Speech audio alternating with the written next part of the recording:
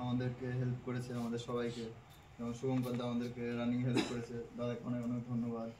পিন্টু দা অনেক গাইড করেছে আমাদেরকে, প্রশান্ত দা অনেক মোটিভেশন করেছে, পড়িয়েছে, এবং স্যার ম্যাডাম সবাই পড়িয়েছে ভালো মতো। কথা শুনবা, পিন্টু দার কথা শুনবা, প্রশান্ত দা সব স্যার ম্যাম যা পড়াবে সব করতে হবে। আর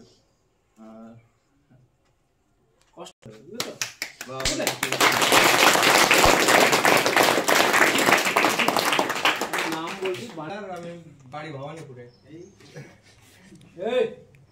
বাড়ি ভবানীপুরে। আজকে আমি সিআই হিসেবে সিলেক্ট হয়েছি এখান থেকেই। তো তোমাদেরও এরকম দিন আসবে যে এই জায়গায় তোমরা আসতে পারবা, শুধু কারোর কথায় কোনো কান না দিয়ে নিজের মতো করতে থাকো। আর দাদারা পাশে আছে সবসময়, আমাদের পাশেও ছিল। তো করতে থাকো, কারোর কথায় কান না দিয়ে, তোমাদের হবে।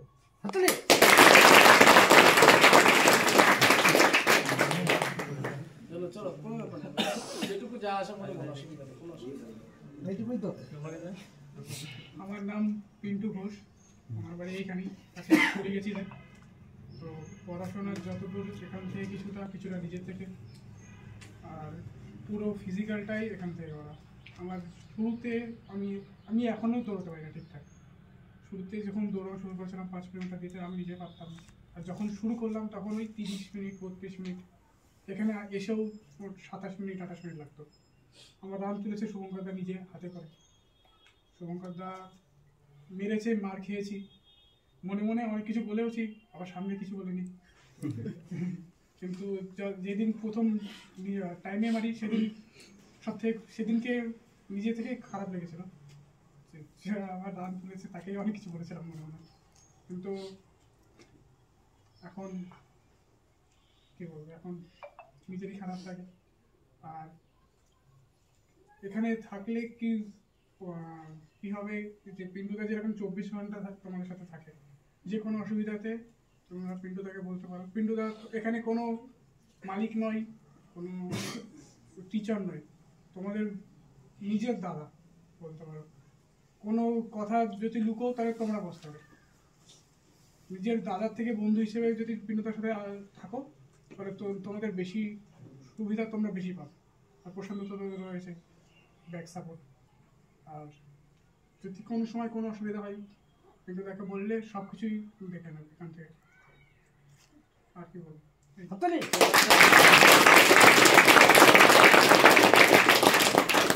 আমার নাম অভিক বিশ্বাস, আমার বাড়ি বলরামপুরে।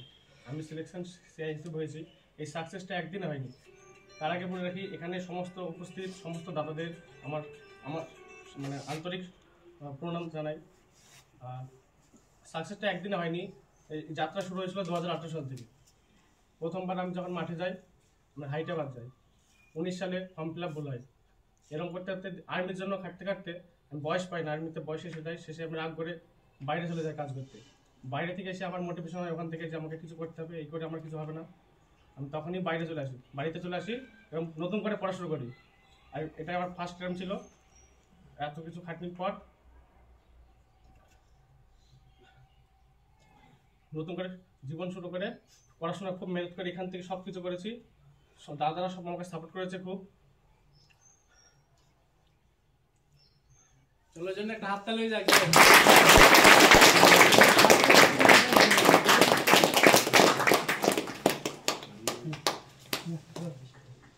আমার নাম অরূপ হালদার, বাড়ি তরানীপুর।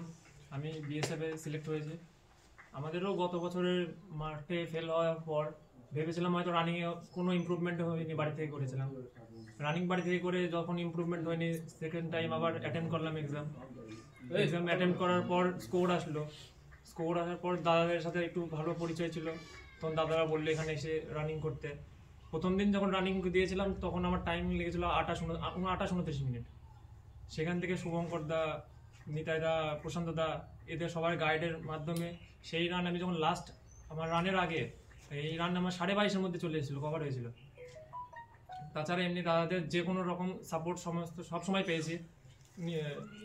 পিন্টু দা সবসময় আমাদের সমস্ত রকমের ভাবে সাপোর্ট করেছে, দাদা প্রশান্ত দা সমস্ত রকম সাপোর্ট করেছে।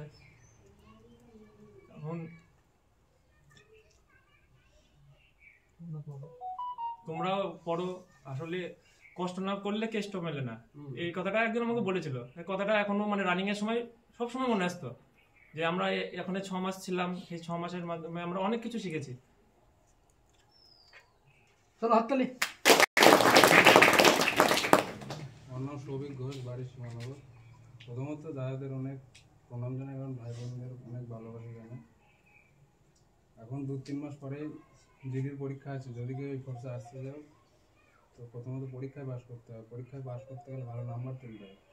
নাম্বারে একটু জিকেটাকে সাইড রেখে হিন্দিটাই আর জিআই তো পারোই, অঙ্কর দিকে একটু ফোকাস রেখে ভালো করে নাম্বার তোলো। আর ফিজিক্যালের জন্য তো দাদারা আছে, ফিজিক্যাল পাস করে যাবে, অসুবিধা নেই। চলো হাততালি। আমি কি রাষ্ট্রপতি সেই দ্রৌপদী